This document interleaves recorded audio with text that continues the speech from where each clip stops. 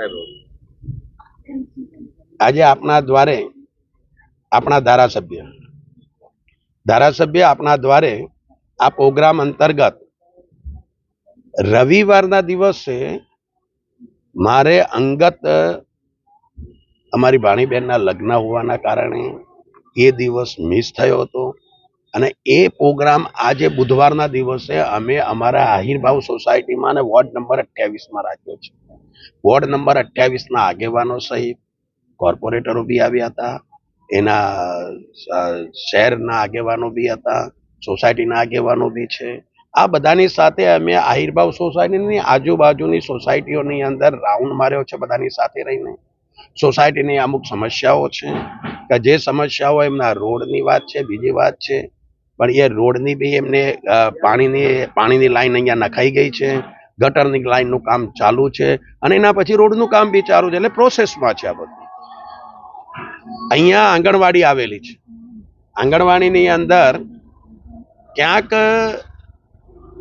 આ વિસ્તારની આજુબાજુમાં રહેતા અનિષ્ટ તત્વો બેફામ બનીને આ આંગણવાડીની અંદર ક્યાંક ને ક્યાંક સાંજે 4-5 વાગ્યા પછી આ આંગણવાડીની બિલ્ડિંગને એમનો અડ્ડો બનાવી દીધો છે, અનૈતિક કામો કરે છે. એ બી અમારે ધ્યાનમાં આવ્યું છે. આંગણવાડીની જે બહેનો છે એમનું કહેવું એવું છે કે અહીંયા આ લોકો અનિષ્ટ તત્વો આવીને અમારા દરવાજા તોડી નાખે છે, લોક તોડી નાખે છે અને અંદર આવીને બેસીને દારૂ પીવાના કામ કરે છે. અમારી પાઇપલાઇનો પાણીની છે એ તોડી નાખે છે, ગટરની પાઇપલાઇનની જે છે એની વ્યવસ્થા નથી રાખી. એટલે આ બધી જે અનિષ્ટ તત્વો, જે ખોટા માણસો છે, બેફામ બનેલા માણસો છે, એમની સામે આ લોકોએ પોલીસ સ્ટેશનમાં અરજી બી કરેલી છે. તેમ છતાં હજુ સુધી એ લોકોને કોઈ નિર્ણય નથી મળ્યો. એટલે અમે આશ્વસ્ત કર્યા છે કે હવે પોલીસ સ્ટેશનની અંદર હું રજૂઆત કરીશ અને અહીંયા બેફામ બનેલા અનૈતિક માણસોને નશ્યત કરવાનું કામ પોલીસનું છે, એ પોલીસ કરશે. રહી વાત કે એમની આંગણવાડીની અંદર અત્યારે 2 રૂમ છે આંગણવાડીના, એમાં 4 આંગણવાડીના બાળકો અંદર ભણે છે અને એમને જગ્યા ઓછી પડે છે. બાજુમાં આંગણવાડીની જગ્યા ખુલ્લી છે, તો એમની રજૂઆત એ બી હતી કે બાજુમાં બી જો એક આંગણવાડીના 2 કમરા બની જાય તો આ 750 પ્લોટની આ એક જ સોસાયટી છે. આવી આજુબાજુમાં લગભગ મારા હિસાબે 3 થી 4 હજાર મકાનો આ આજુબાજુની સોસાયટીના નજીકના આવેલા છે. તો આના બાળકોને અહીંયા ભણવા માટેની એક સુવિધા મળે એના માટે મહાનગરપાલિકાની અંદર આ આંગણવાડીની બાજુમાં જે પડેલી જગ્યા છે આંગણવાડીના માટે જ છે, તો એની અંદર બી એ રજૂઆત કરવાનું કીધું છે. અને હું ચોક્કસ મહાનગરપાલિકાનું એનું ધ્યાન દોરીશ કે આની એ બી આંગણવાડી બી નવી બને અને રિપેરિંગ થઈ જાય.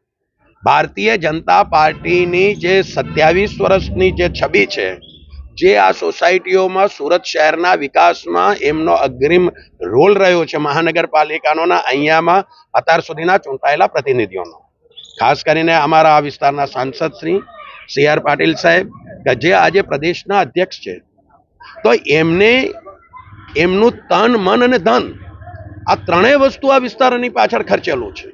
અને આ સોસાયટીનો વિકાસ આજે આપ જોઈ રહ્યા છો. આ સોસાયટીની અંદર ક્યાંય રસ્તા નહીં હતા. 1995 પહેલા અહીંયા રસ્તા નહીં હતા, ગટર નહીં હતી, કશું જ પાણી નહીં હતું, લાઇટ નહીં હતી. એને અત્યારે લાઇટ, પાણી, સર્વાંગી વિકાસને પ્રાધાન્ય આપી અને આ સોસાયટીના વિકાસ, આ દરેક સોસાયટીનો વિકાસ થયા છે.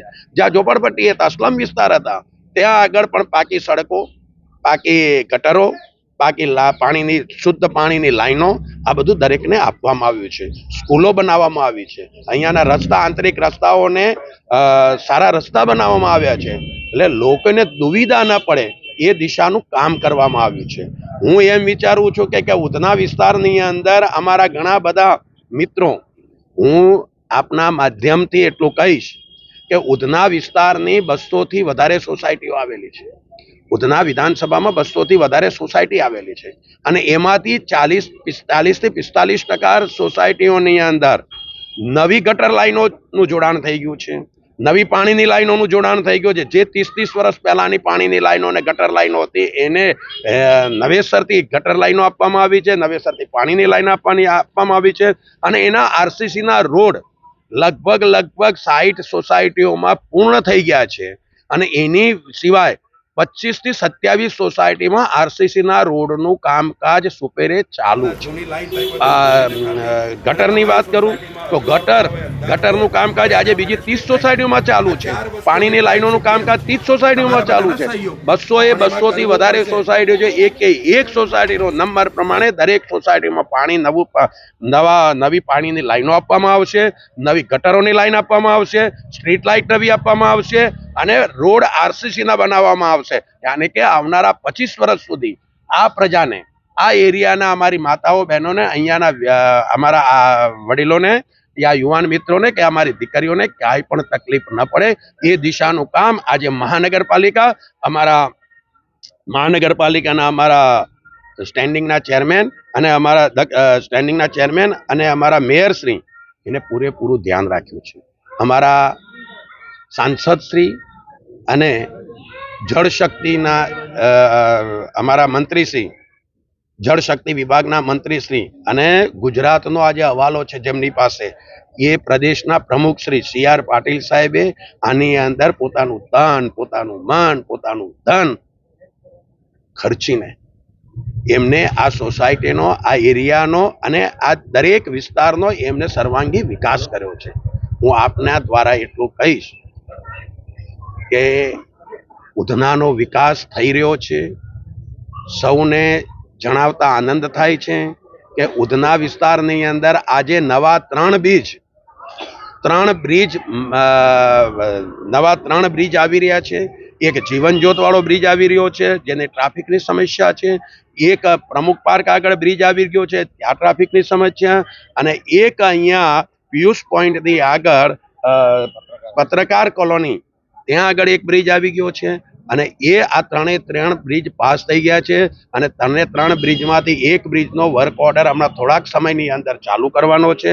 સાથે બીજી વાત કરું તો આપણી આ સોસાયટીઓની પાછળ ભેદવાડથી ખાડી છે. 6.2 કિલોમીટરની લાંબી ખાડીને કમ્પાઉન્ડ વોલ કરવાની બી કામગીરી આને કે પ્રોસેસમાં છે. અને આવનારા સમયની અંદર ત્યાં આરસીસીની 7 ફૂટથી મોટી ત્યાં આરસીસીની દિવાલ બી બનશે. અને એ દિવાલ બનાવ્યા પછી અંદરના ભાગે ત્યાંથી માંડીને 6 કિલોમીટરનો ત્યાં એપ્રોચ રોડ બી બનશે. એટલે ટ્રાફિકનું ભારણ એ બાજુથી બી ઓછું થવાનું છે અને સોસાયટીનું એક સુંદર આયોજન થવાનું છે.